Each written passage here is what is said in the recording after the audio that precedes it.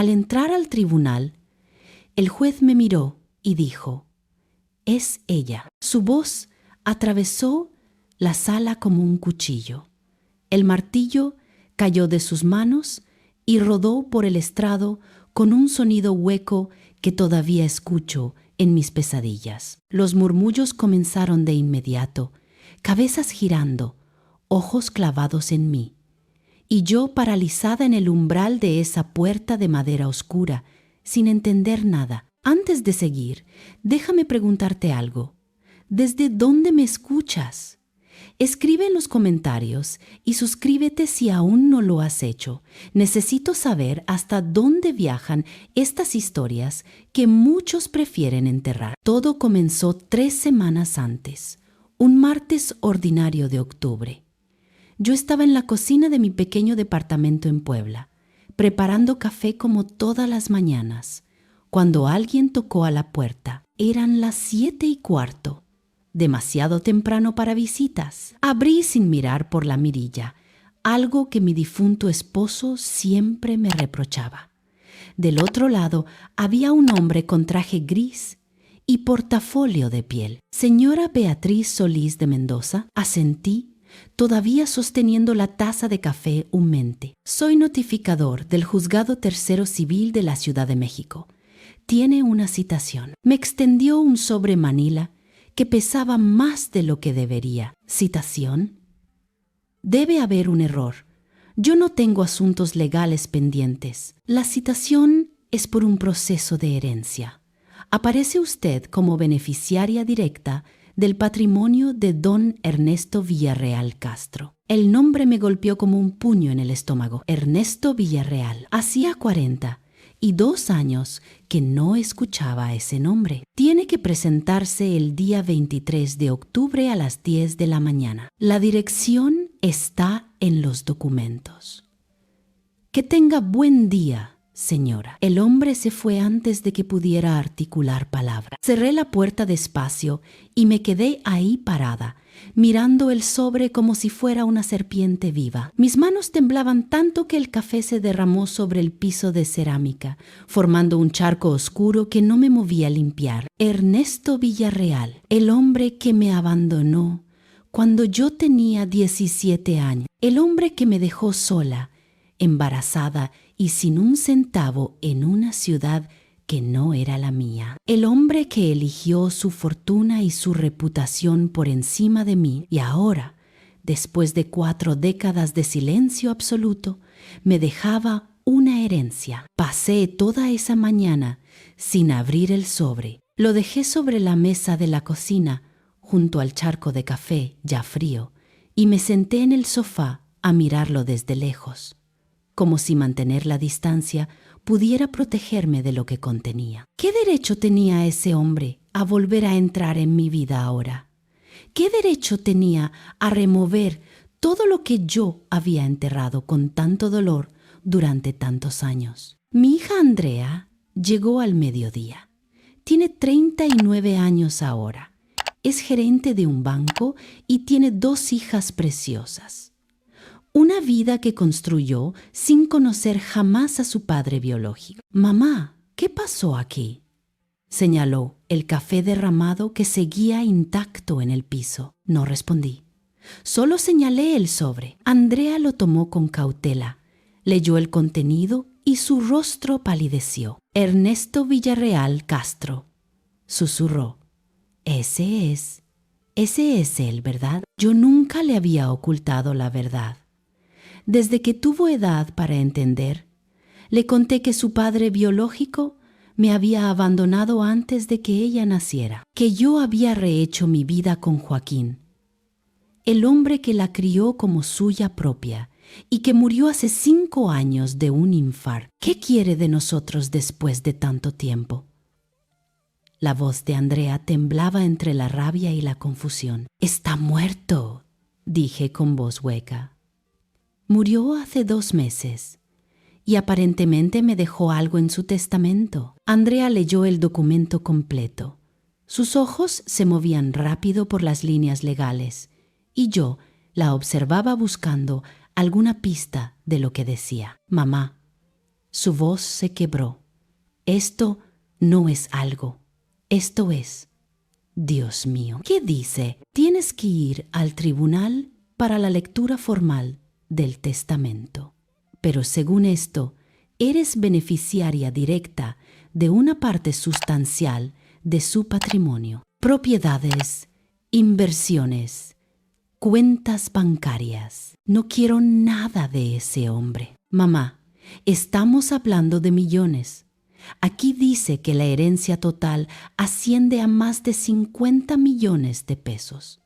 Y tú estás mencionada como una de las herederas principales. 50 millones de pesos. El número era tan absurdo que no podía procesarlo, pero lo que realmente me aterraba no era el dinero, era lo que ese dinero significaba, porque Ernesto Villarreal había sido un hombre poderoso, dueño de empresas constructoras, con conexiones políticas, con una familia de abolengo que se remontaba a la época colonial. Y yo había sido su secreto sucio, la muchacha de provincia que trabajaba limpiando casas para pagarse la universidad, la que se enamoró del hijo del patrón sin saber que para su mundo ella no era más que un entretenimiento pasajero. Si voy a ese tribunal, dije lentamente, su familia va a saber de mí, van a saber de ti. Andrea se sentó a mi lado y tomó mi mano. Mamá, ¿tú sabías que él tenía otros hijos? Asentí. Cuando me dejó, ya estaba comprometido con una mujer de su clase, Carolina Montes de Oca. Se casaron 2 meses después de abandonarme. Tuvieron 3 hijos. Yo los vi una vez, en una revista de sociales, años después. Todos rubios, elegantes, con sus nombres compuestos y sus escuelas privadas. Entonces ellos no saben nada de nosotras. No, para ellos su padre fue un hombre intachable, un patriarca respetable. Andrea apretó mi mano con fuerza. ¿Y vas a dejar que siga siendo así? ¿Vas a dejar que se lleven todo mientras tú, que criaste sola a su hija, que sufriste su abandono, no digas nada? No es por el dinero, lo sé, pero es por la verdad. Él te debe, aunque sea eso, la verdad. Esa noche no pude dormir. Me quedé despierta en la oscuridad de mi habitación, mirando el techo agrietado de mi departamento, ese mismo techo que había mirado durante 42 años. Recordé la noche en que Ernesto me dijo que no podíamos seguir viéndonos. Fue en su auto, un Mercedes negro que olía a cuero y a ese perfume caro que él usaba. Estábamos estacionados en una calle oscura cerca del parque donde solíamos encontrarnos en secreto. Beatriz, tengo que hablar contigo. Yo tenía 17 años y 3 meses de embarazo. Todavía no se notaba bajo la ropa holgada, pero yo lo sabía. Lo había confirmado. Esa misma tarde iba a decírselo. Iba a decirle que íbamos a ser padres, que sí, era muy joven, pero que podíamos lograrlo juntos. Me voy a casar, dijo antes de que yo pudiera abrir la boca, con Carolina. La boda es en 2 meses. Mi padre ya arregló todo. El mundo se detuvo. Pero tú dijiste que me amabas. Dijiste que cuando terminaras la universidad. Beatriz, por favor. Tú sabías que esto era temporal. Yo tengo responsabilidades, un futuro, una posición que mantener. Ernesto, estoy embarazada. El silencio que siguió fue peor que cualquier grito. Él no dijo nada durante lo que pareció una eternidad. Solo miraba al frente, sus manos apretando el volante. ¿Estás segura? Fui al doctor esta tarde. 3 meses. Yo me haré cargo, económicamente quiero decir, pero nadie puede saber. Mi familia, Carolina, nadie. ¿Entiendes? ¿Me estás pidiendo que desaparezca? Te estoy ofreciendo una solución. Te daré dinero suficiente para que te vayas a otra ciudad, para que tengas al bebé, para que vivan bien, pero lejos de aquí, lejos de mí. Recuerdo que empecé a llorar. Lágrimas silenciosas que rodaban por mis mejillas mientras él sacaba un sobre de la guantera. Aquí hay 50,000 pesos. Es todo lo que puedo darte ahora sin levantar sospechas. Vete a Puebla o a Guadalajara. Empieza de nuevo. No quiero tu dinero. Quiero que estés con nosotros. Eso es imposible. Beatriz, sé razonable. Tú eres una buena chica, pero esto no puede ser. Yo tengo un compromiso, un futuro trazado. Tú lo sabías desde el principio. Yo nunca lo había sabido. Yo había creído en sus palabras de amor, en sus promesas susurradas en la oscuridad. Bájate del auto, dijo finalmente. ¿Qué? Bájate. No puedo verte más. Es mejor así. Toma el dinero y vete. Olvídame. Olvida que esto pasó. Yo bajé del auto con el sobre en las manos, temblando de frío y de shock. Él arrancó sin mirar atrás. Esa fue la última vez que lo vi. Hasta ahora. Hasta esta citación al tribunal que me obligaba a enfrentarme con su fantasma. Andrea insistió en acompañarme al tribunal. No vas a enfrentar esto sola, mamá. Tomamos el autobús temprano, el día 23. 3 horas de viaje desde Puebla hasta la Ciudad de México. Mientras yo miraba por la ventana el paisaje que pasaba borroso, Andrea intentó conversar varias veces, pero yo apenas podía articular palabra. Tenía un nudo en el estómago que se apretaba más con cada kilómetro que nos acercaba. ¿Qué crees que diga el testamento?, preguntó finalmente. No lo sé, y no me importa. Mamá, de verdad, Andrea, ese dinero está manchado. Está manchado con 42 años de silencio y cobardía. Pero es tu derecho. Él te abandonó embarazada. Lo mínimo que puede hacer, aunque sea muerto, es reconocer lo que te hizo. Llegamos a la Ciudad de México a las 9:30.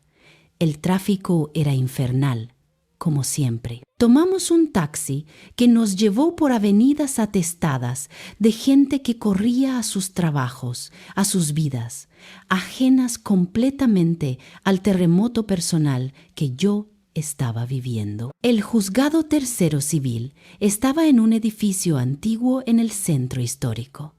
Paredes de cantera, techos altos, ese olor a humedad y papeles viejos que tienen todos los edificios gubernamentales. Subimos las escaleras despacio.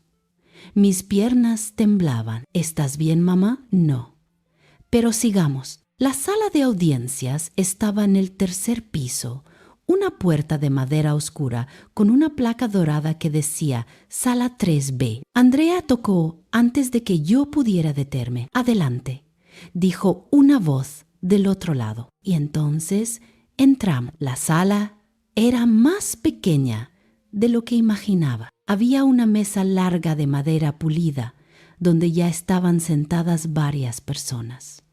3 hombres y una mujer, todos impecablemente vestidos, todos con esa postura rígida de la gente acostumbrada al dinero. Los hijos de Ernesto. Los reconocí de inmediato, aunque habían pasado décadas desde que vi sus fotos en aquella revista. Ernesto Jr., el mayor. Debía tener 45 años. Cabello rubio, traje gris oscuro, expresión de superioridad que probablemente le habían enseñado desde la cuna. Carolina, la única mujer. 43 años, rubia también, con un collar de perlas que probablemente costaba más que todo lo que yo había ganado en mi vida. Y Rodrigo, el menor, 40 años, más relajado que sus hermanos, pero con la misma mirada calculadora. Todos me observaron cuando entré, sus ojos recorriéndome de arriba a abajo, evaluando mi ropa modesta, mi bolso viejo, mi cabello gris sin teñir. Y entonces vi al juez. Estaba detrás del estrado, acomodando papeles. Un hombre de unos 60 años, cabello completamente blanco, lentes de montura dorada. Cuando levantó la vista y me vio, su rostro se transformó. El color desapareció de sus mejillas. Sus ojos se abrieron con una expresión que yo no podía descifrar.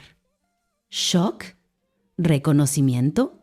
¿Horror? El martillo que sostenía se le resbaló de las manos y cayó sobre el estrado con un golpe seco que hizo que todos en la sala saltaran. ¿Es ella?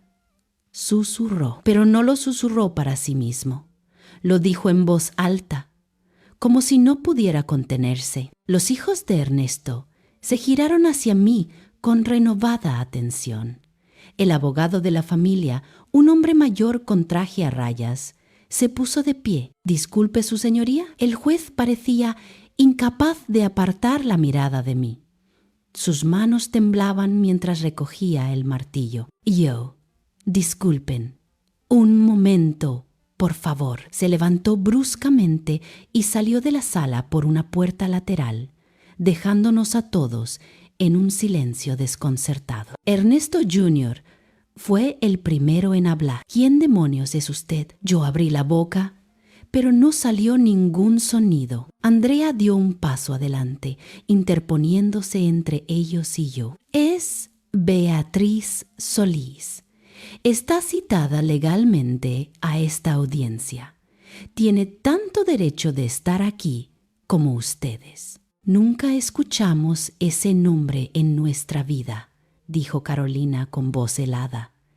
«¿Qué relación tiene con nuestro padre?» Antes de que pudiera responder, la puerta lateral se abrió de nuevo. El juez regresó, pero no estaba solo. Lo acompañaba una mujer mayor, de unos 70 años, vestida completamente de negro. Su rostro era una máscara de dolor y rabia contenida. La viuda de Ernesto, Carolina Montes de Oca de Villarreal, y me estaba mirando como si quisiera matarme con la mirada. «Así que finalmente apareciste», dijo Carolina con una voz que destilaba veneno. El juez intentó recuperar el control de la sala. «Señora Montes de Oca, por favor tome asiento. Esta es una audiencia formal». «¿Y una audiencia formal?» Carolina se rió, pero era una risa sin humor. «¿Formal? Cuando esa mujer viene a reclamar lo que no le pertenece?» «Mamá, ¿de qué hablas?» Ernesto Jr. se puso de pie. «¿Conoces a esta mujer?» «Conozco lo que es», escupió Carolina. «Una cazafortunas. Una aprovechada que viene a robar lo que mi esposo construyó para su familia legítima». Yo sentí que las piernas me flaqueaban. Andrea me sostuvo del brazo. «Señora», dijo mi hija con voz firme, «mi madre no vino a robar nada. Fue citada legalmente». «¿Tu madre?», repitió Carolina, y su expresión se torció en algo horrible. «Así que tú eres la bastarda». El silencio que siguió era tan denso que podía sentirse en el aire. Andrea se tensó a mi lado, pero yo la detuve con un gesto. «Sí», dije finalmente, encontrando mi voz. «Andrea es hija de Ernesto y no es una bastarda. Es una mujer honorable que creció sin conocer a su padre porque él eligió ocultarla». Los 3 hijos legítimos nos miraban con expresiones que iban del shock a la furia. «Eso es mentira», dijo Rodrigo, pero su voz sonaba insegura. «No lo es», intervino el juez con voz cansada. «Por favor, todos tomen asiento. Hay cosas que necesitan saber antes de proceder con la lectura del testamento». «¿Usted sabía de esto?» Ernesto Jr. se giró hacia el juez con acusación. El juez se quitó los lentes y se frotó los ojos. «Siéntense, por favor». Lentamente todos obedecimos. Andrea y yo nos sentamos en las sillas más alejadas de la familia legítima, como si hubiera una línea invisible dividiendo la sala en dos mundos irreconciliables. El juez tomó un sobre que había estado sobre su escritorio, un sobre amarillento, claramente antiguo. Antes de morir, comenzó con voz pesada. Don Ernesto Villarreal me entregó este sobre. Me pidió que lo abriera solo en presencia de todos los beneficiarios mencionados en su testamento. Me pidió específicamente que me asegurara de que la señora Beatriz Solís estuviera presente. «Esto es una farsa», sisió Carolina. «Señora, le ruego que guarde silencio o tendré que pedirle que se retire de la sala». Carolina apretó los labios hasta convertirlos en una línea blanca, pero no dijo más. El juez abrió el sobre con cuidado, como si dentro hubiera algo que pudiera explotar. Sacó varias hojas escritas a mano. La caligrafía era elegante, anticuada. «Esto es una carta», explicó el juez, «escrita por don Ernesto hace 3 meses, cuando supo que su enfermedad era terminal. Me autorizó a leerla en voz alta en este momento». Comenzó a leer y con cada palabra, el mundo que los hijos de Ernesto conocían comenzó a derrumbarse. «A quien corresponda», leyó el juez con voz temblorosa, «mi nombre es Ernesto Villarreal Castro y escribo estas palabras sabiendo que no me queda mucho tiempo. Los doctores me han dado semanas, tal vez 1 mes. Es hora de que la verdad salga a la luz, aunque me cueste la reputación que tanto me costó construir». Ernesto Jr. hizo un movimiento para levantarse, pero Carolina lo detuvo con una mirada asesina. El juez continuó: «Hace 42 años cometí el peor error de mi vida. Abandoné a la mujer que amaba y a la hija que nunca conocí. Lo hice por cobardía. Lo hice porque no tuve el valor de enfrentarme a mi familia, a las expectativas sociales, a la presión de ser quien se suponía que debía ser. Mi corazón latía tan fuerte que pensé que todos en la sala podían escucharlo. Beatriz Solís trabajaba en la casa de mis padres. Tenía 17 años cuando nos conocimos. Yo tenía 22. Me enamoré de ella con una intensidad que nunca he vuelto a sentir. Era inteligente, hermosa, valiente, soñaba con ser maestra. Estudiaba por las noches después de trabajar todo el día limpiando casas». Carolina emitió un sonido ahogado. Sus hijos la miraban con expresiones de shock. «Le prometí que estaríamos juntos. Le prometí que cuando terminara la universidad nos casaríamos. Le prometí un futuro. Pero mi padre descubrió nuestra relación. Me dio un ultimátum. O me casaba con Carolina Montes de Oca, fortaleciendo la alianza entre nuestras familias, o me desheredaba por completo». El juez hizo una pausa, bebió un sorbo de agua. Su voz temblaba. «Elegí mal. Elegí el dinero y la posición social por encima del amor verdadero. Elegí la cobardía. Cuando Beatriz me dijo que estaba embarazada, le di 50,000 pesos y le pedí que desapareciera de mi vida. Nunca he olvidado la expresión de su rostro esa noche. El dolor, la traición, la incredulidad de que el hombre que amaba pudiera abandonarla así. Lágrimas silenciosas corrían por mis mejillas. Andrea me apretaba la mano con tanta fuerza que me dolía. Me casé con Carolina 2 meses después. Tuvimos 3 hijos maravillosos. Construí un imperio empresarial. Por fuera, mi vida parecía perfecta. Pero por dentro, cada día era una mentira, porque yo sabía que en algún lugar había una hija mía que crecía sin conocerme. Sabía que había una mujer que había amado de verdad y que había destrozado. Rodrigo se puso de pie bruscamente. «No puedo escuchar más de esto. Siéntate», ordenó Carolina con voz de hielo. «Quiero escuchar hasta el final». El juez continuó y su voz se quebraba cada vez más. Durante años la busqué. Contraté investigadores privados. Encontré que Beatriz se había mudado a Puebla, que había tenido a nuestra hija Andrea, que se había casado con un hombre bueno llamado Joaquín Mendoza, que crió a Andrea como suya propia, que Beatriz se convirtió en maestra, cumpliendo su sueño a pesar de todo, que Andrea creció, estudió, tuvo una familia propia. El juez hizo otra pausa. Cuando continuó, había lágrimas en sus propios ojos. Lo seguí a la distancia durante más de 4 décadas. Tengo fotografías, recortes de periódico, boletas escolares, todo guardado en una caja que ahora está en posesión de mi abogado. Lo seguí como un fantasma que observa la vida que pudo tener, pero que eligió destruir. Carolina se levantó de su silla y salió de la sala dando un portazo. Sus hijos se quedaron paralizados, indecisos entre seguirla o quedarse a escuchar. Carolina, continuó la carta, sé que esto te destroza y lo siento. Fuiste una buena esposa, pero nunca te amé como amé a Beatriz. Y nuestros hijos, hijo, hija e hijo, merecen saber que su padre fue un cobarde. Merecen saber que tienen una hermana. Ernesto Jr.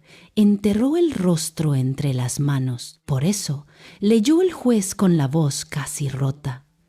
Dejo las siguientes disposiciones testamentarias. A mi esposa Carolina Montes de Oca le dejo la casa principal y una pensión vitalicia que le permitirá mantener su nivel de vida. A mis hijos Ernesto Jr., Carolina y Rodrigo les dejo las empresas familiares en partes iguales, así como diversas propiedades e inversiones. Hubo un silencio expectante. Y a Beatriz Solís le dejo la casa de campo en Valle de Bravo donde planeábamos vivir juntos cuando éramos jóvenes. Le dejo también 20 millones de pesos en efectivo como compensación irrisoria por 42 años de silencio. Y le dejo mi disculpa, que sé que no es suficiente, pero es lo único que puedo ofrecer ahora. Mi visión se nubló por completo. A mi hija Andrea, que nunca conocí, le dejo 15 millones de pesos y mi colección completa de primeras ediciones literarias. Sé que ama los libros, como su madre. Sé que es gerente de banco. Sé que tiene 2 hijas. Sé todo sobre ella, aunque ella nunca supo nada de mí. Y eso es mi mayor vergüenza. Andrea sollozaba abiertamente a mi lado. Finalmente, el juez tomó aire profundamente antes de continuar. Hay algo más que deben saber.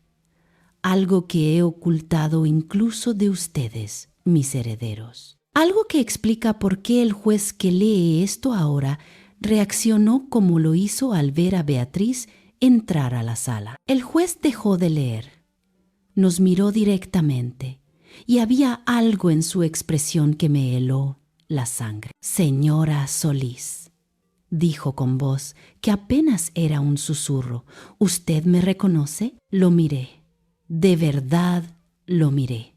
Su rostro, sus ojos, la forma de sus manos sobre el papel y entonces lo vi. El parecido, los mismos ojos, la misma línea de la mandíbula, el mismo gesto al hablar. No, susurré, pero mi voz sonaba como si viniera de muy lejos. El juez sonrió tristemente. Yo soy Javier Villarreal, el hermano menor de Ernesto.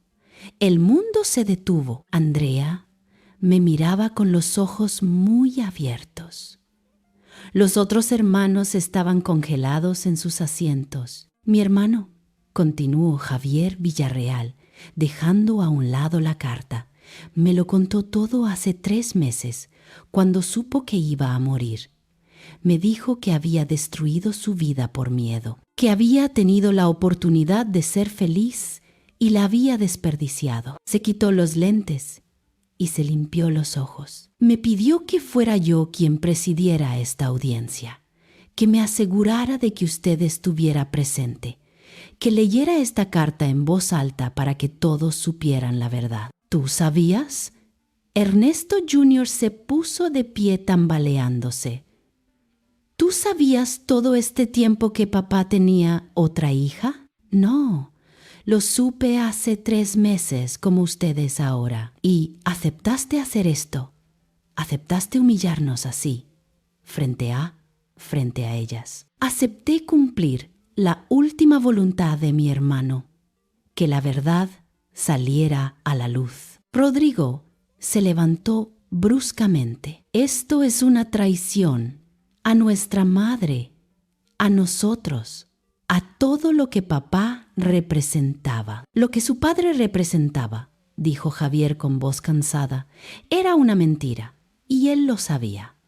Por eso hizo esto, para que ustedes supieran quién era realmente. Carolina, la hija, habló por primera vez y se supone que ahora debemos aceptar a esta mujer y a su hija como familia. Eso, respondió Javier, es decisión de ustedes. Se volvió hacia mí. Señora Solís, hay más en la carta. ¿Desea que continúe? Yo asentí, incapaz de hablar. Javier volvió a tomar las hojas. Mi hermano Javier leyó. Es la persona más honorable que conozco. Siempre lo fue. Mientras yo elegía el camino fácil, él elegía el correcto. Se hizo juez porque creía en la justicia. Y ahora le pido que sea justo conmigo de la única forma posible, diciendo la verdad. Javier hizo una pausa, su voz quebrándose. Javier, perdóname por ponerte en esta posición, pero necesito que Beatriz sepa algo más, algo que guardé todos estos años y que no puedo llevarme a la tumba. Mi corazón latía tan rápido que sentía que iba a desmayar. La noche en que le di esos 50,000 pesos y le pedí que desapareciera, ella salió de mi auto y caminó por esa calle oscura sola. Yo arranqué, pero no pude irme. Me quedé estacionado 2 cuadras adelante, observándola en el espejo retrovisor. La vi detenerse bajo un farol. La vi abrir el sobre. La vi contar el dinero. Y entonces la vi romperlo. Rasgó cada billete en pedazos pequeños y los dejó caer al suelo como confeti. Yo me quedé sin aliento. Lo había olvidado. O tal vez lo había reprimido tanto que ya no formaba parte de mis recuerdos conscientes. Pero era cierto. Esa noche, bajo ese farol, rasgué cada billete. Porque aceptar ese dinero significaba aceptar que lo nuestro había tenido un precio, y yo no quería que así fuera. Después de eso, continuó Javier leyendo. Ella siguió caminando, y yo la seguía a distancia, durante toda la noche, hasta que amaneció y ella llegó a una estación de autobuses. Compré el billete después de ella, leyó Javier con voz cada vez más quebrada. No en el mismo autobús, sino en el siguiente. La seguí hasta Puebla. Vi dónde se bajó. Vi el pequeño cuarto que rentó en una vecindad. Durante los siguientes 9 meses, sin que ella lo supiera, me aseguré de que siempre tuviera lo necesario. Me llevé la mano a la boca. Dejaba dinero en un sobre debajo de su puerta cada mes. Pagaba su renta cuando el casero amenazaba con echarla. Dejaba comida, ropa de maternidad, vitaminas, todo anónimo, todo sin que ella supiera que venía de mí, porque no podía volver con ella. No tenía el valor, pero tampoco podía dejarla completamente sola. Andrea me miraba con lágrimas corriendo por su rostro. Cuando Andrea nació, continuó la carta, estuve afuera del hospital. Vi a Beatriz entrar sola, en trabajo de parto. Quise entrar, quise estar ahí, pero no lo hice. Me quedé afuera durante 8 horas, fumando cigarrillo tras cigarrillo, hasta que escuché el llanto de un bebé, mi hija, Andrea. Y nunca la cargué. Nunca la vi de cerca, solo a la distancia, a través de la ventana de la sala de maternidad. El silencio en la sala era absoluto excepto por los sollozos contenidos. Lo seguí durante años. Vi cuando Beatriz conoció a Joaquín, vi cuando se casaron, vi la primera vez que Joaquín cargó a Andrea y la miró como si fuera suya, y sentí alivio, porque Andrea tendría un padre de verdad, no un fantasma cobarde como yo. Javier dejó caer las hojas sobre el escritorio. «Hay más», dijo con voz ronca, «pero creo que esto es suficiente por ahora. El resto son disposiciones técnicas sobre propiedades y transferencias bancarias». Se volvió hacia mí directamente. «Señora Solís, mi hermano me pidió que le diera esto personalmente». Sacó de su chaqueta un pequeño objeto envuelto en terciopelo negro. Lo colocó sobre el escritorio frente a mí. Con manos temblorosas lo desenvolví. Era un anillo. No un anillo de compromiso caro, sino algo mucho más simple. Una banda de plata con una pequeña piedra verde, jade. «Es el anillo que usted le dio a él», explicó Javier. «Cuando cumplió 23 años, usted trabajó durante meses ahorrando cada centavo para comprárselo. Se lo dio en el parque, bajo un árbol de jacarandá. Lo había olvidado, o había intentado olvidarlo.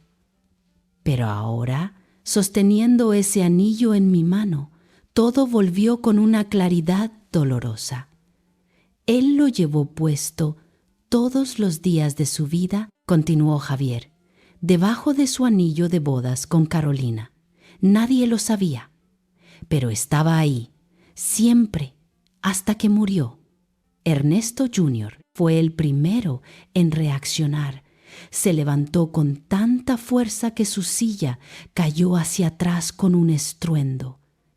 «Esto es obsceno», escupió las palabras. «Todo esto es una obscenidad. Mi padre nos mintió durante toda nuestra vida. Nos hizo creer que éramos su única familia y ahora resulta que teníamos una hermana bastarda todo este tiempo». «Cuidado con tus palabras», advirtió Andrea poniéndose de pie. «¿O qué? La hermana bastarda va a defenderme. No tienes derecho a estar aquí. No tienes derecho a su apellido. No tienes derecho a su dinero». «Ernesto, cálmate», intervino Rodrigo, pero su voz sonaba hueca. «¿Calmarme? ¿Calmarme? Nuestro padre tuvo una aventura con la sirvienta y ahora se supone que debemos aceptar esto como si nada». «Ella no era la sirvienta», dijo Javier firmemente. «Era una mujer que trabajaba honestamente para pagarse sus estudios y tu padre la amaba». «Mi padre amaba a mi madre», gritó Ernesto Jr., «a Carolina Montes de Oca, a la mujer con la que se casó, a la mujer que le dio 3 hijos legítimos». Carolina, la hija, habló con voz fría como el hielo. «Papá nos mintió. A todos. Pero especialmente a mamá. ¿Dónde está ella?» Como si hubiera sido invocada, la puerta se abrió y Carolina Montes de Oca regresó a la sala. Había estado llorando, su maquillaje corrido, pero ahora había algo diferente en su expresión, una calma mortal. Terminaron de leer la carta. No era una pregunta. Javier asintió. «Entonces todos saben», dijo Carolina acercándose lentamente al centro de la sala. «Todos saben que mi esposo nunca me amó, que durante 42 años de matrimonio él llevaba puesto el anillo de otra mujer debajo del mío. Se detuvo frente a mí. Mírame», ordenó. Levanté la vista. Sus ojos estaban rojos pero secos ahora. Había algo terrible en su mirada. «Yo lo sabía», dijo. El shock recorrió la sala como una ola. «¿Qué?» Ernesto Jr. dio un paso hacia su madre. Lo supe desde el principio, continuó Carolina, sin apartar la mirada de mí.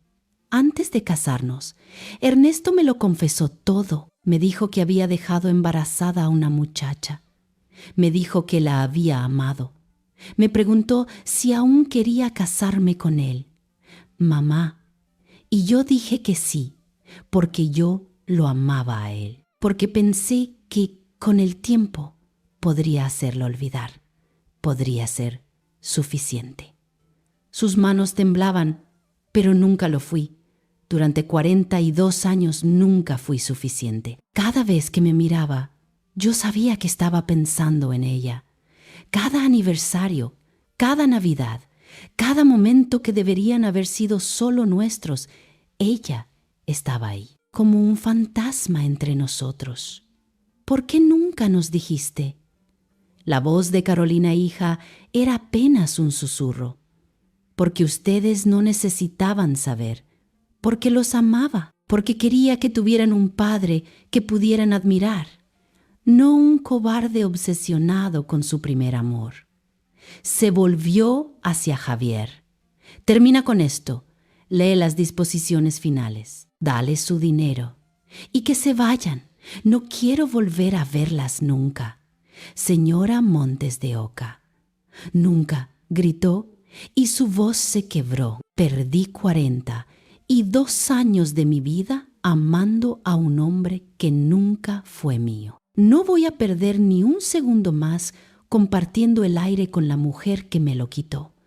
Yo no te quité nada, dije finalmente, encontrando mi voz. Yo lo perdí todo. Tú te quedaste con él, con su apellido, con su familia, con su fortuna. Yo me quedé sola, embarazada, sin nada. Te quedaste con su corazón, respondió Carolina.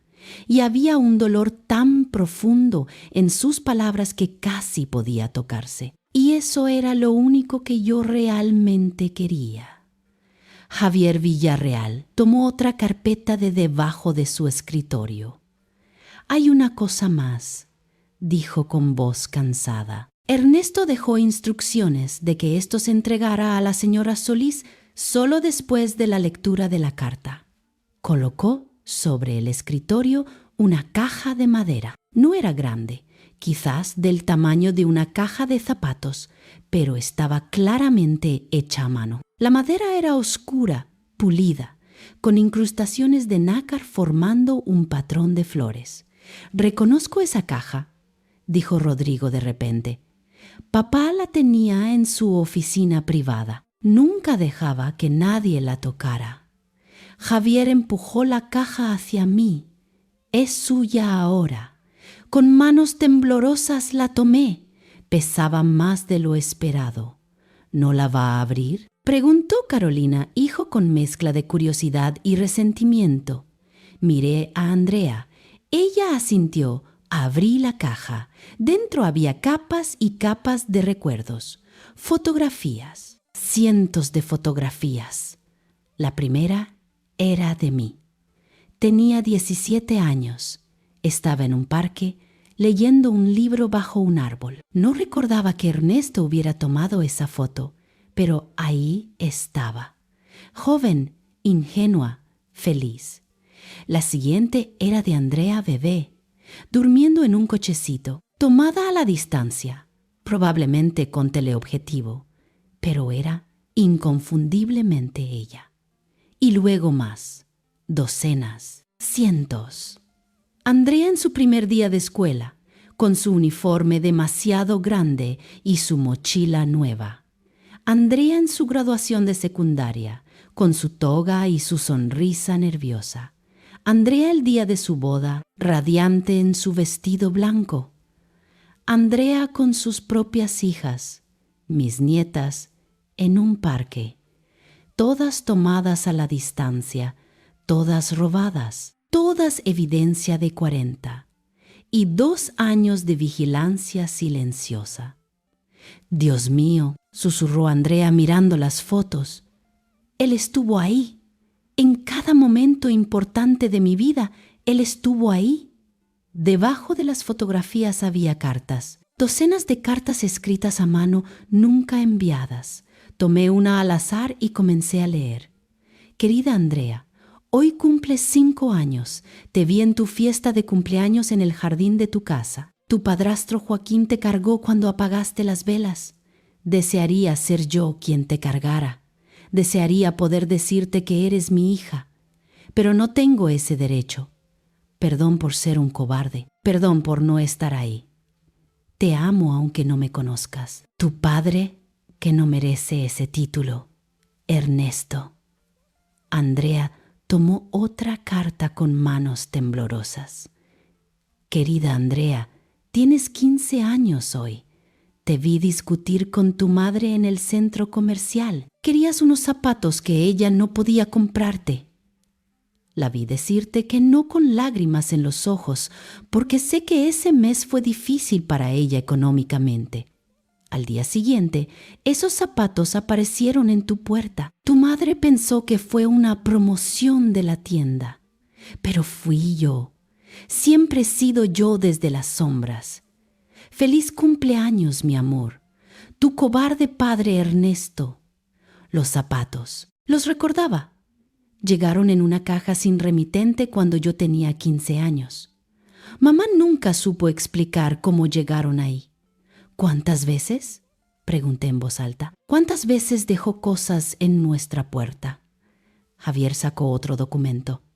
Esto es un registro que él llevaba meticulosamente. Cada pago de renta misteriosamente cubierto, cada beca escolar anónima que Andrea recibió, cada regalo de Navidad que aparecía sin remitente. Fueron cientos de intervenciones durante 4 décadas. Él nos estuvo ayudando todo este tiempo, susurré, y yo nunca lo supe. Mamá sí lo sabía, dijo Carolina Montes de Oca con voz hueca. Yo lo sabía. Veía cómo desaparecía dinero de las cuentas, cómo inventaba viajes de negocios para ir a Puebla a verlas desde lejos, cómo cada año, el día del cumpleaños de Andrea, él se encerraba en su oficina y no salía hasta el día siguiente. Ernesto Jr. se dejó caer en su silla, todas sus protestas anteriores evaporadas. No lo entiendo, murmuró. ¿Por qué no vino a conocernos? ¿Por qué este juego horrible de vigilarnos en secreto? Porque era un cobarde, respondí por Javier, porque es más fácil amar desde la distancia que enfrentar las consecuencias de tus decisiones. En el fondo de la caja había un último sobre, más grueso que los demás, con mi nombre escrito en la caligrafía de Ernesto, pero más temblorosa, claramente escrita en sus últimos días. Lo abrí con cuidado. Beatriz, mi amor eterno, si estás leyendo esto, significa que finalmente tuviste el valor que a mí me faltó toda la vida, el valor de enfrentar la verdad. Sé que es demasiado tarde para disculpas. Sé que ninguna cantidad de dinero puede compensar 42 años de abandono. Pero necesito que sepas algo. Cada decisión que tomé después de dejarte fue incorrecta. Cada día que pasé sin ti fue vacío. Tuve riqueza, poder, respeto, pero nunca tuve lo único que realmente importa, amor verdadero. Eso solo lo tuve contigo durante esos pocos meses cuando éramos jóvenes y el mundo parecía posible. Te amé entonces. Te amé durante cada uno de los días que siguieron y te amo ahora al final.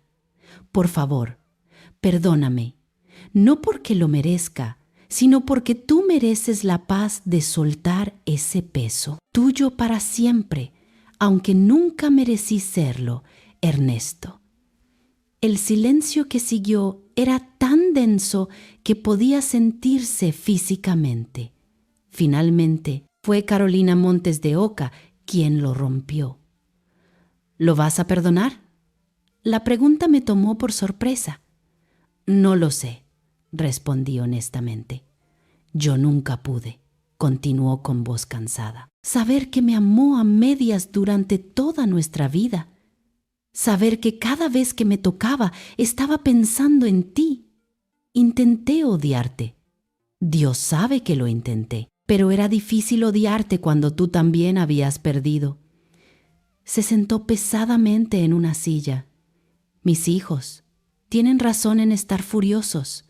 Yo tengo derecho a estar furiosa, pero estoy tan cansada de estar enojada. 42 años es mucho tiempo para cargar ese peso. Carolina, la hija, se acercó a su madre y puso una mano en su hombro. Mamá, no tienes que hacer esto ahora. Sí tengo, respondió Carolina, porque si no lo hago ahora, voy a morir con este veneno dentro de mí como él. Se volvió hacia Andrea. Tú eres mi hermana. Andrea parpadeó, sorprendida. Sí, supongo que sí. Papá te tomó fotos durante toda tu vida. Te siguió, te ayudó en secreto, hizo por ti más de lo que hizo por mí en muchos sentidos, porque su amor por ti era puro. No estaba contaminado por obligación o culpa. Era solo amor. Su voz se quebró. Y yo te odié sin conocerte. Te odié porque representabas todo lo que yo no tenía. Su corazón completo, su amor verdadero. Yo no pedí nada de esto, dijo Andrea suavemente. No pedí tener un padre fantasma. No pedí ser el amor secreto que destruyó un matrimonio. Solo quería crecer normal. Y lo hiciste. Intervino Rodrigo, hablando por primera vez en mucho tiempo. Vi las fotos. Tuviste una infancia feliz, con un padre que te amó, aunque no fuera el biológico. Nosotros tuvimos un padre que estaba físicamente presente, pero emocionalmente ausente. ¿Quién salió ganando realmente? Ernesto Jr. se puso de pie y caminó hacia la ventana, dándonos la espalda.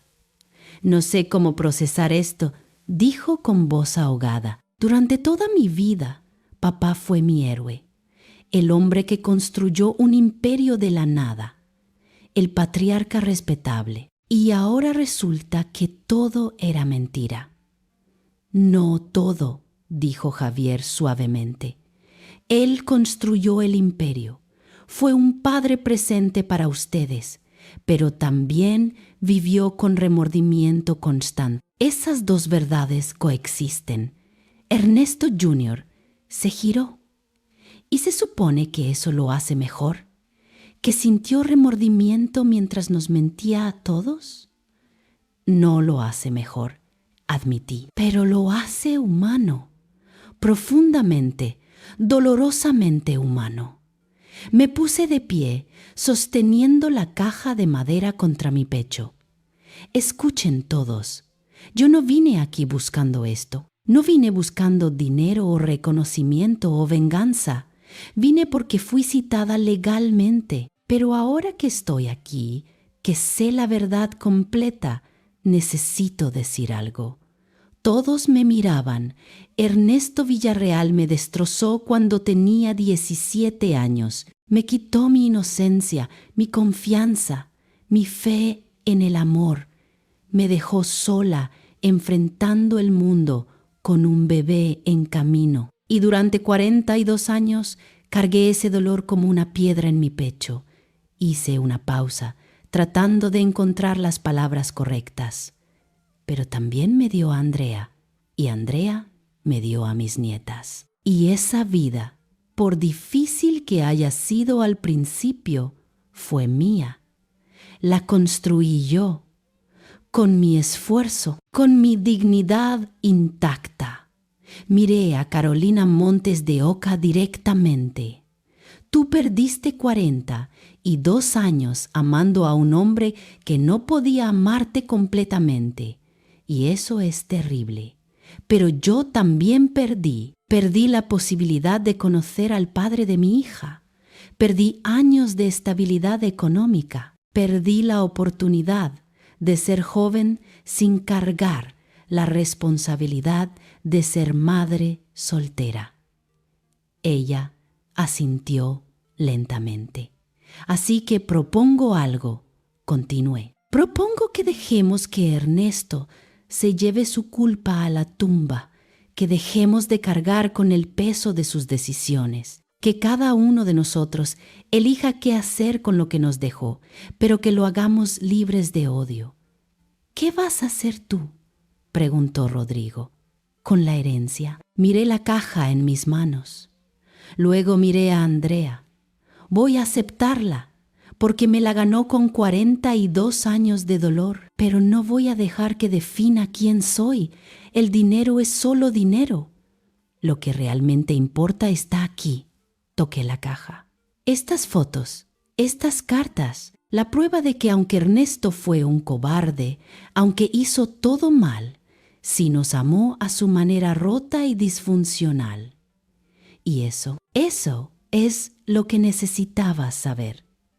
Continuación, capítulo 8. El hermano, parte 2. Compré el billete después de ella. Leyó Javier con voz cada vez más quebrada. No en el mismo autobús, sino en el siguiente. La seguí hasta Puebla. Vi dónde se bajó. Vi el pequeño cuarto que rentó en una vecindad. Durante los siguientes 9 meses, sin que ella lo supiera, me aseguré de que siempre tuviera lo necesario. Me llevé la mano a la boca. Dejaba dinero en un sobre debajo de su puerta cada mes. Pagaba su renta cuando el casero amenazaba con echarla. Dejaba comida, ropa de maternidad, vitaminas, todo anónimo, todo sin que ella supiera que venía de mí, porque no podía volver con ella. No tenía el valor, pero tampoco podía dejarla completamente sola. Andrea me miraba con lágrimas corriendo por su rostro. Cuando Andrea nació, continuó la carta, estuve afuera del hospital. Vi a Beatriz entrar sola, en trabajo de parto. Quise entrar, quise estar ahí, pero no lo hice. Me quedé afuera durante 8 horas, fumando cigarrillo tras cigarrillo, hasta que escuché el llanto de un bebé, mi hija, Andrea, y nunca la cargué, nunca la vi de cerca, solo a la distancia, a través de la ventana de la sala de maternidad. El silencio en la sala era absoluto excepto por los sollozos contenidos. Lo seguí durante años. Vi cuando Beatriz conoció a Joaquín, vi cuando se casaron. Vi la primera vez que Joaquín cargó a Andrea y la miró como si fuera suya, y sentí alivio, porque Andrea tendría un padre de verdad, no un fantasma cobarde como yo. Javier dejó caer las hojas sobre el escritorio. «Hay más», dijo con voz ronca, «pero creo que esto es suficiente por ahora. El resto son disposiciones técnicas sobre propiedades y transferencias bancarias». Se volvió hacia mí directamente. «Señora Solís, mi hermano me pidió que le diera esto personalmente». Sacó de su chaqueta un pequeño objeto envuelto en terciopelo negro. Lo colocó sobre el escritorio frente a mí. Con manos temblorosas lo desenvolví. Era un anillo. No un anillo de compromiso caro, sino algo mucho más simple. Una banda de plata con una pequeña piedra verde. «Jade, es el anillo que usted le dio a él», explicó Javier. «Cuando cumplió 23 años, usted trabajó durante meses ahorrando cada centavo para comprárselo. Se lo dio en el parque, bajo un árbol de jacarandá. Lo había olvidado. O había intentado olvidarlo. Pero ahora, sosteniendo ese anillo en mi mano, todo volvió con una claridad dolorosa. Él lo llevó puesto todos los días de su vida», continuó Javier. «Debajo de su anillo de bodas con Carolina, nadie lo sabía, pero estaba ahí, siempre, hasta que murió». Capítulo 9. La ruptura. Ernesto Jr. fue el primero en reaccionar. Se levantó con tanta tanta fuerza que su silla cayó hacia atrás con un estruendo. «Esto es obsceno», escupió las palabras. «Todo esto es una obscenidad. Mi padre nos mintió durante toda nuestra vida. Nos hizo creer que éramos su única familia y ahora resulta que teníamos una hermana bastarda todo este tiempo. Cuidado con tus palabras», advirtió Andrea poniéndose de pie. «¿O qué? ¿La hermana bastarda va a defenderme? No tienes derecho a estar aquí. No tienes derecho a su apellido. No tienes derecho a su dinero». «Ernesto, cálmate», intervino Rodrigo, pero su voz sonaba hueca. «¿Calmarme? ¿Calmarme? Nuestro padre tuvo una aventura con la sirvienta y ahora se supone que debemos aceptar esto como si nada». «Ella no era la sirvienta», dijo Javier firmemente. «Era una mujer que trabajaba honestamente para pagarse sus estudios. Y tu padre la amaba». «Mi padre amaba a mi madre», gritó Ernesto Jr., «a Carolina Montes de Oca, a la mujer con la que se casó, a la mujer que le dio 3 hijos legítimos». Carolina, la hija, habló con voz fría como el hielo. «Papá nos mintió a todos, pero especialmente a mamá. ¿Dónde está ella?» Como si hubiera sido invocada, la puerta se abrió y Carolina Montes de Oca regresó a la sala. Había estado llorando, su maquillaje corrido, pero ahora había algo diferente en su expresión, una calma mortal. Terminaron de leer la carta. No era una pregunta. Javier asintió. «Entonces, todos saben», dijo Carolina, acercándose lentamente al centro de la sala. «Todos saben que mi esposo nunca me amó, que durante 42 años de matrimonio, él llevaba puesto el anillo de otra mujer debajo del mío». Se detuvo frente a mí. «Mírame», ordenó. Levanté la vista. Sus ojos estaban rojos pero secos ahora. Había algo terrible en su mirada, y yo lo sabía, dijo. El shock recorrió la sala como una ola. «¿Qué?»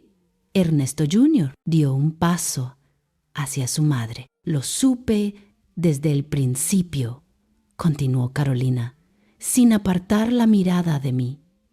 «Antes de casarnos, Ernesto me lo confesó todo.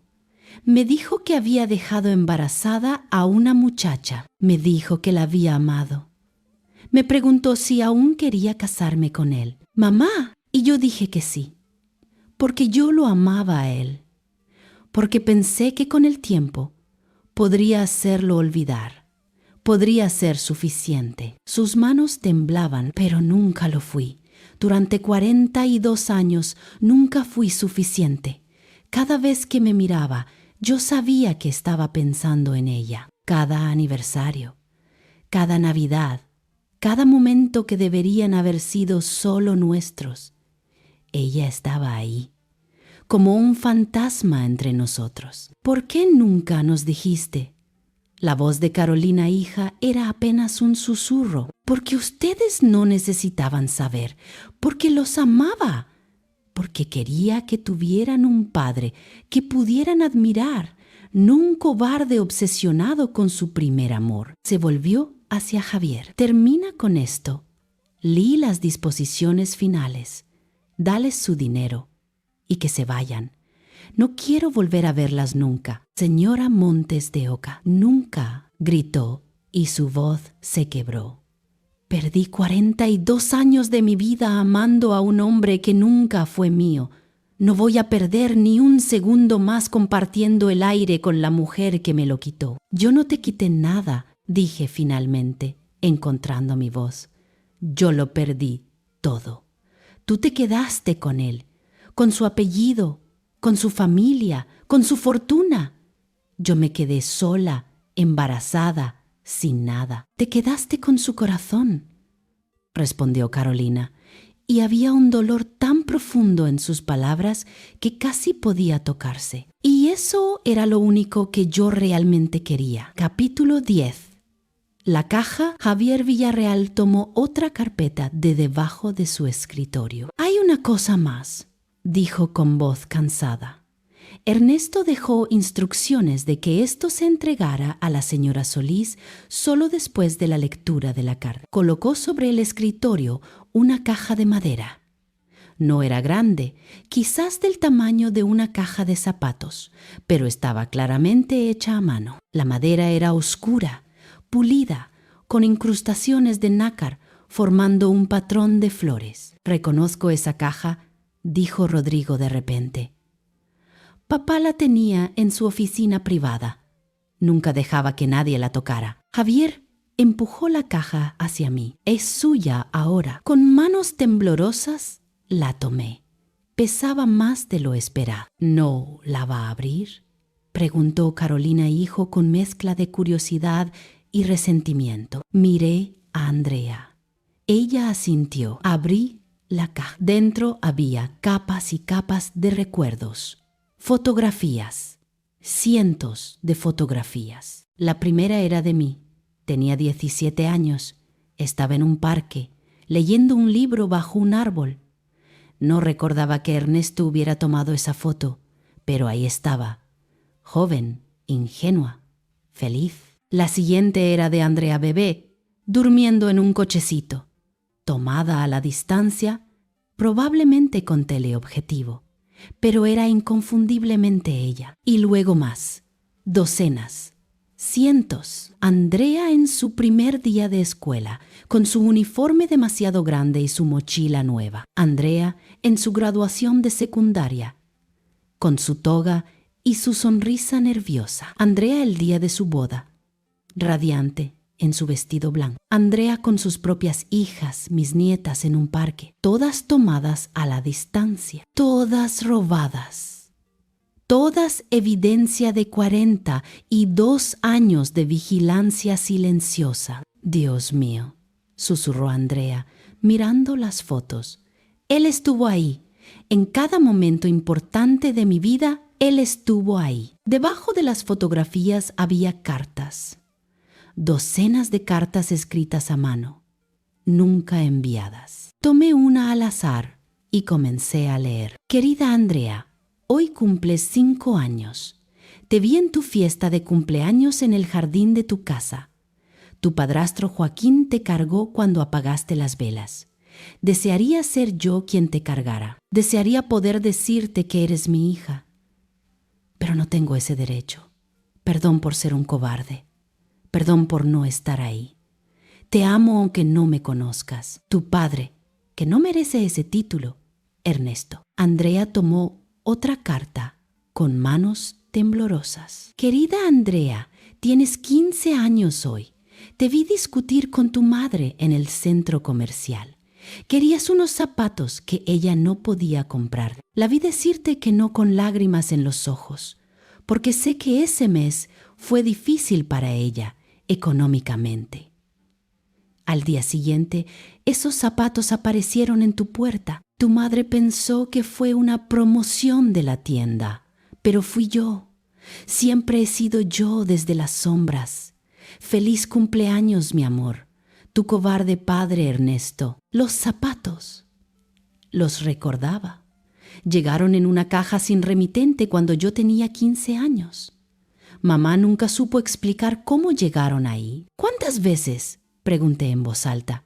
«¿Cuántas veces dejó cosas en nuestra puerta?». Javier sacó otro documento. Esto es un registro que él llevaba meticulosamente. Cada pago de renta misteriosamente cubierto. Cada beca escolar anónima que Andrea recibió. Cada regalo de Navidad que aparecía sin remitente. Fueron cientos de intervenciones durante 4 décadas. «Él nos estuvo ayudando todo este tiempo», susurré. «Y yo nunca lo supe». «Mamá sí lo sabía», dijo Carolina Montes de Oca con voz hueca.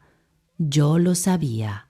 Veía cómo desaparecía dinero de las cuentas, cómo inventaba viajes de negocios para ir a Puebla a verlas desde lejos, cómo cada año, el día del cumpleaños de Andrea, él se encerraba en su oficina y no salía hasta el día siguiente. Ernesto Jr.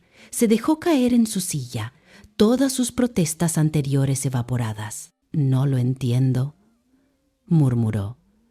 «¿Por qué no simplemente? ¿Por qué no vino a conocernos? ¿Por qué este juego horrible de vigilarnos en secreto?» «Porque era un cobarde», respondí por Javier.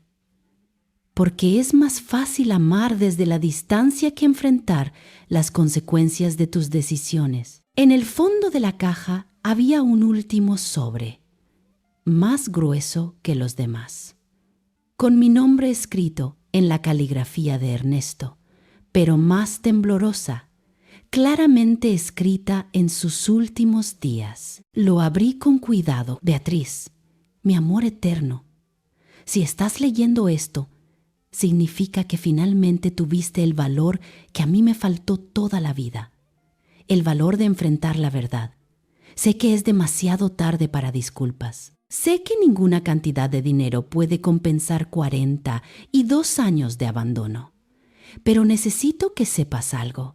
Cada decisión que tomé después de dejarte fue incorrecta. Cada día que pasé sin ti fue vacío. Tuve riqueza, poder, respeto, pero nunca tuve lo único que realmente importa, amor verdadero. Eso solo lo tuve contigo, durante esos pocos meses cuando éramos jóvenes y el mundo parecía posible. Te amé entonces, te amé durante cada uno de los días que siguieron y te amo ahora al final. Por favor, perdóname, no porque lo merezca, sino porque tú mereces la paz de soltar ese peso, tuyo para siempre, aunque nunca merecí serlo. Ernesto. Capítulo 11. La decisión, el silencio que siguió, era tan denso que podía sentirse físicamente. Finalmente fue Carolina Montes de Oca quien lo rompió. ¿Lo vas a perdonar? La pregunta me tomó por sorpresa. No lo sé, respondí honestamente. Yo nunca pude, continuó con voz cansada. Saber que me amó a medias durante toda nuestra vida. Saber que cada vez que me tocaba estaba pensando en ti. Intenté odiarte. Dios sabe que lo intenté. Pero era difícil odiarte cuando tú también habías perdido. Se sentó pesadamente en una silla. Mis hijos tienen razón en estar furiosos. Yo tengo derecho a estar furiosa. Pero estoy tan cansada de estar enojada. 42 años es mucho tiempo para cargar ese peso. Carolina, la hija, se acercó a su madre y puso una mano en su hombro. Mamá, no tienes que hacer esto ahora. Sí tengo, respondió Carolina. Porque si no lo hago ahora, voy a morir con este veneno dentro de mí, como él. Se volvió hacia Andrea. Tú eres mi hermana. Andrea parpadeó, sorprendida. Sí, supongo que sí. Papá te tomó fotos durante toda tu vida. Te siguió, te ayudó en secreto. Hizo por ti más de lo que hizo por mí en muchos sentidos, porque su amor por ti era puro. No estaba contaminado por obligación o culpa. Era solo amor. Su voz se quebró. Y yo te odié sin conocerte. Te odié porque representabas todo lo que yo no tenía. Su corazón completo. Su amor verdadero. Yo no pedí nada de esto, dijo Andrea suavemente. No pedí tener un padre fantasma. No pedí ser el amor secreto que destruyó un matrimonio. Solo quería crecer normal. Y lo hiciste, intervino Rodrigo, hablando por primera vez en mucho tiempo. Vi las fotos. Tuviste una infancia feliz, con un padre que te amó, aunque no fuera el biológico. Nosotros tuvimos un padre que estaba físicamente presente, pero emocionalmente ausente. ¿Quién salió ganando realmente? Ernesto Jr. se puso de pie y caminó hacia la ventana, dándonos la espalda. No sé cómo procesar esto, dijo con voz ahogada. Durante toda mi vida, papá fue mi héroe, el hombre que construyó un imperio de la nada, el patriarca respetable. Y ahora resulta que todo era mentira. No todo, dijo Javier suavemente. Él construyó el imperio. Fue un padre presente para ustedes, pero también vivió con remordimiento constante. Esas dos verdades coexisten. Ernesto Jr. se giró. ¿Y se supone que eso lo hace mejor? ¿Que sintió remordimiento mientras nos mentía a todos? No lo hace mejor, admití, pero lo hace humano, profundamente, dolorosamente humano. Me puse de pie, sosteniendo la caja de madera contra mi pecho. Escuchen todos, yo no vine aquí buscando esto. No vine buscando dinero o reconocimiento o venganza. Vine porque fui citada legalmente. Pero ahora que estoy aquí, que sé la verdad completa, necesito decir algo. Todos me miraban. Ernesto Villarreal me destrozó cuando tenía 17 años. Me quitó mi inocencia, mi confianza, mi fe en el amor. Me dejó sola enfrentando el mundo con un bebé en camino. Y durante 42 años cargué ese dolor como una piedra en mi pecho. Hice una pausa, tratando de encontrar las palabras correctas. Pero también me dio a Andrea, y Andrea me dio a mis nietas. Y esa vida, por difícil que haya sido al principio, fue mía. La construí yo, con mi esfuerzo, con mi dignidad intacta. Miré a Carolina Montes de Oca directamente. Tú perdiste 42 años amando a un hombre que no podía amarte completamente. Y eso es terrible. Pero yo también perdí la posibilidad de conocer al padre de mi hija. Perdí años de estabilidad económica. Perdí la oportunidad de ser joven sin cargar la responsabilidad de ser madre soltera. Ella asintió lentamente. Así que propongo algo, continué. Propongo que dejemos que Ernesto se lleve su culpa a la tumba, que dejemos de cargar con el peso de sus decisiones, que cada uno de nosotros elija qué hacer con lo que nos dejó, pero que lo hagamos libres de odio. ¿Qué vas a hacer tú?, preguntó Rodrigo. ¿Con la herencia? Miré la caja en mis manos. Luego miré a Andrea. Voy a aceptarla, porque me la ganó con 42 años de dolor. Pero no voy a dejar que defina quién soy. El dinero es solo dinero. Lo que realmente importa está aquí. Toqué la caja. Estas fotos, estas cartas. La prueba de que aunque Ernesto fue un cobarde, aunque hizo todo mal, sí nos amó a su manera rota y disfuncional. Y eso es lo que necesitaba saber. Capítulo 12.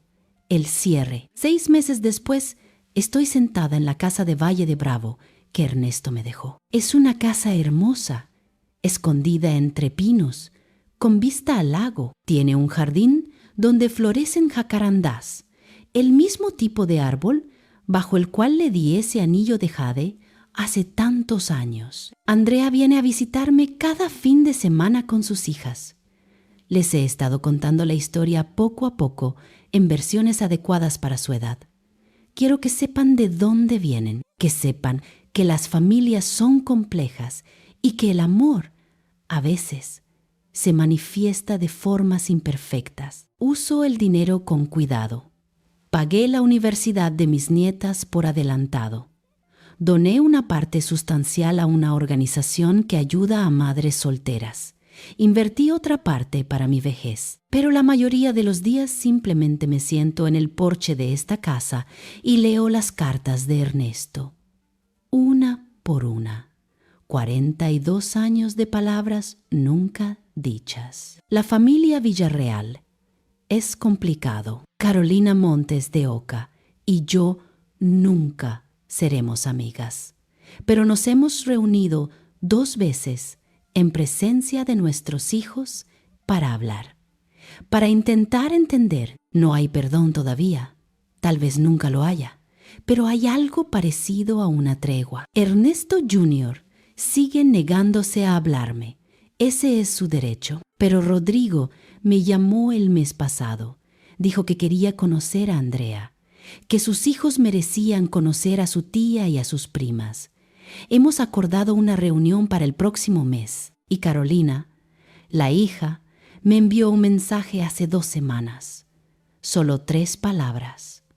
Papá te amó. No sé si alguna vez podré perdonar completamente a Ernesto Villarreal. Algunas heridas son demasiado profundas.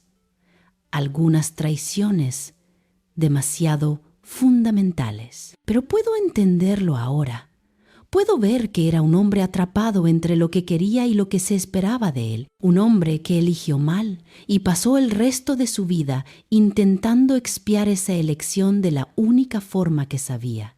En silencio, desde las sombras. Anoche tuve un sueño. Estaba de nuevo en ese parque donde nos conocimos. Tenía 17 años. Ernesto estaba ahí, pero no el Ernesto de 22 años que conocí, sino el Ernesto viejo de las últimas fotos que vi de él. Perdóname, me dijo en el sueño. Y yo, con mi voz de 17 años, pero con mi sabiduría de 63, respondí. Ya no importa. Ya no estoy rota por lo que hiciste. Ya no defino mi vida por tu ausencia. ¿Eso es perdón? Preguntó. ¿Es algo mejor? Respondí. Es libertad. Desperté, con lágrimas en los ojos, pero con un peso menos en el pecho. Tal vez eso es todo lo que podemos hacer con nuestros traumas. No perdonarlos necesariamente, pero elegir no dejar que nos definan. Andrea me preguntó ayer si alguna vez lo amé realmente. Sí, le dije, con toda la intensidad que solo los primeros amores tienen. Pero ese amor era joven, ingenuo, no sobrevivió a la realidad. Y ahora siento compasión, lástima tal vez. Él tuvo todo y no tuvo nada. Yo tuve poco, pero tuve lo que importa. Dignidad, propósito, amor real de las personas que me rodearon. El juez Javier Villarreal vino a visitarme el mes pasado. Trajo las últimas posesiones personales de Ernesto que no habían sido distribuidas en el testamento. Entre ellas, un diario. Lo leo a veces, en las noches, cuando no puedo dormir. La última entrada es de 2 días antes de su muerte. Mañana muero y llevo conmigo 42 años de arrepentimiento. Pero también llevo esto, el recuerdo de Beatriz a los 17 años, riendo bajo un árbol de jacarandás. El conocimiento de que Andrea creció fuerte y capaz. La certeza de que aunque lo hice todo mal, ellas sobrevivieron, prosperaron, sin mí, y tal vez esa es la única cosa buena que hice. No arruinar sus vidas con mi presencia tanto como las arruiné con mi ausencia. Que Dios, si existe, tenga misericordia de mi alma cobarde, y que Beatriz, si alguna vez lee esto, sepa que fue el único momento real de mi vida. Todo lo demás fue solo existir. Con ella viví. Cierro el diario y miro el lago. Hay una barca pequeña atada al muelle, una que vino con la propiedad. Mañana Andrea y yo vamos a remar hasta el centro del lago. Vamos a soltar las cenizas de las cartas de Ernesto al agua. No todas. Guardaremos algunas para que mis nietas las lean cuando sean mayores. Pero la mayoría las dejaremos ir, como yo he aprendido a dejar ir el dolor que cargué durante 4 décadas. Al entrar al tribunal hace 6 meses, el juez me miró y dijo: es ella. En ese momento pensé que significaba que yo era el secreto vergonzoso, la amante olvidada, el error del pasado, pero ahora entiendo que significaba algo diferente. Yo era la que sobrevivió, la que prosperó a pesar de todo, la que convirtió el abandono en fortaleza y la traición en sabiduría. Y eso, más que cualquier herencia, más que cualquier reconocimiento tardío, es lo que realmente importa. Si esta historia te llegó al corazón, me gustaría saber desde dónde me escuchas. Escribe en los comentarios y suscríbete si aún no lo has hecho, porque historias como esta necesitan ser contadas. Los secretos familiares que enterramos, las verdades que evitamos, las heridas que nunca sanamos porque tenemos miedo de tocarlas. Esta fue mi historia. La historia de 42 años de silencio rotos en una sala de tribunal. La historia de un amor que destruyó vidas, pero que también, de alguna forma retorcida, las creó. Y la historia de una mujer que aprendió que el verdadero final feliz no es ser amada perfectamente, sino sobrevivir a ser amada imperfectamente y aún así encontrar paz. Gracias por escuchar. Hasta la próxima historia que merezca ser contada.